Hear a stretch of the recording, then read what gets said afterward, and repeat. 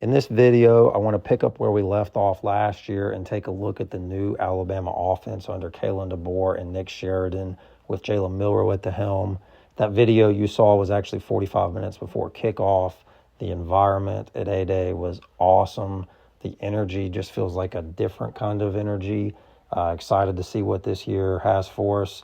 And before I kick this video off, I want to share a quick message about Ticket Claw.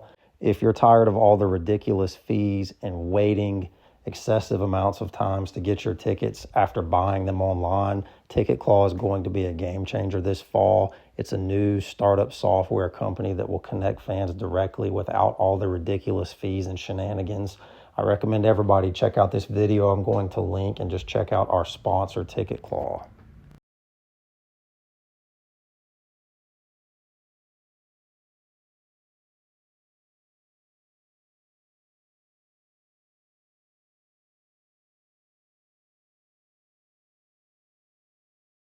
First thing a lot of people noticed is the format's a little different this year. The white is the offense and the red is the defense. From a coaching standpoint, I like it because you can mix and match players real easily and try different combinations. In this footage here, you'll see this is our unique footage that we got. It's all 22 footage from the end zone. It allows you to see the whole field better. But Alabama comes out with two running backs, Jam Miller and Justice Haynes, and they've actually got the tight end DePray on the right in the slot, and then they've got Kendrick Law and Jeremy Bernard on the far right side.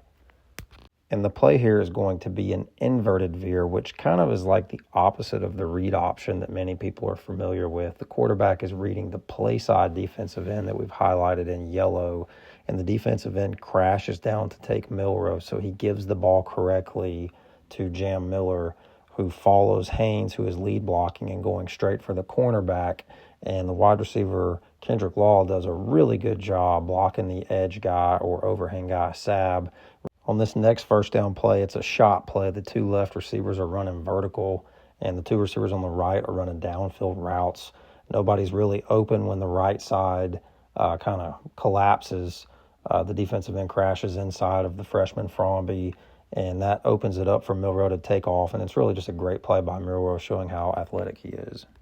On the next play, they come out here with two tight ends on either side of the formation and run just a little RPO bubble play here.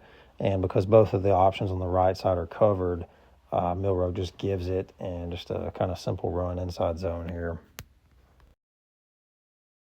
Here we have another big shot play here. It's a little play action, and Bernard kind of gets inside of the DB and doesn't have any help to the middle. Great decision by Milroe. The throw, if he threw it a little harder and on a line, it's probably a touchdown. Instead, he kind of lobs it in there, and the DB comes in and is able to make a play. But nonetheless, it's a good read, a great play design. Next play, they run it up the middle, and Haynes with a beautiful cut to the outside, and then he finishes the run off for the score. A really strong drive by the offense to go down and finish it with a run in the red zone. About all you can ask for. This next play here is kind of a power play with a backside RPO, and they don't throw the quick game. They run it behind the guard and the center who are pulling, and Haynes does a good job showing good vision at the end of this run, cutting back and picking up more yards. On this next play, the receivers on the right are going to be running across the field, and Bernard is going to cross them from the left side.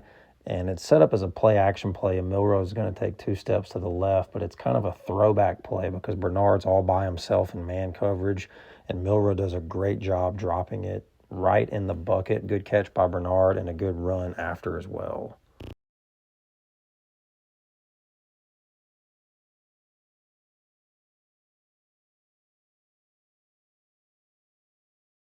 And at this point, the offense has went up and down the field. This will be the third straight time. So, it's just a run inside the tackles here, but it's kind of a stalemate. And you like to see that because Alabama's going to need to have an elite defensive line again to be a dominant team, and I think they will. So, if you're kind of rooting for both teams, you like to see some stalemates like this. And brings up second and goal, and they bring in Oots at H-back, and he's kind of a blocking tight end. And Alabama's going to use a lot of different tight ends in different ways, and he comes across the middle, does a great job sealing, and Jam gets the touchdown up the middle. Next series, after a couple of drives off, the offense has been humming along, kind of a wide zone play here. Nothing really remarkable. Everybody does their job. It goes for a couple of yards. Next play, they're going to bring a receiver in motion across the formation to the other side to stack them. One's going to go deep down the corner. One's going to go down the middle to confuse the DBs. The DBs do a good job of picking it up, but you can see the one corner's playing underneath and Sab is playing over the top. He's splitting the two receivers.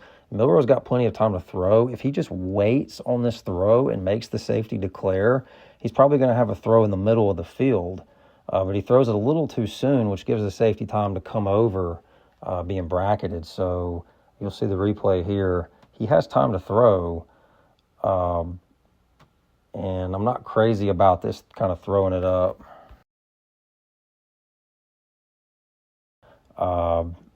Next play, this is third down.